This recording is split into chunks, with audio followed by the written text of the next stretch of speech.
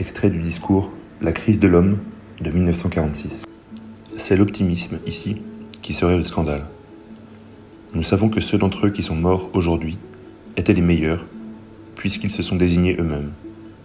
Et nous, qui sommes encore vivants, sommes obligés de nous dire que nous ne sommes vivants que parce que nous en avons fait moins que d'autres. C'est la raison pour laquelle nous continuons de vivre dans la contradiction. La seule différence est que cette génération peut unir maintenant cette contradiction avec un immense espoir dans l'homme.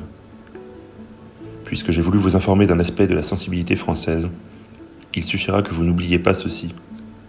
Il y a aujourd'hui en France et en Europe une génération qui pense, en somme, que celui qui espère en la condition humaine est un fou, mais que celui qui désespère des événements est un lâche. Elle refuse les explications absolues et le règne des philosophies politiques, mais elle veut affirmer l'homme dans sa chair et dans son effort de liberté. Elle ne croit pas qu'il soit possible de réaliser le bonheur et la satisfaction universelle, mais elle croit possible de diminuer la douleur des hommes.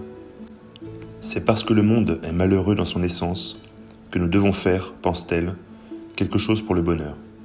C'est parce qu'il est injuste que nous devrons œuvrer pour la justice. C'est parce qu'il est absurde, enfin, que nous devons lui donner toutes ses raisons.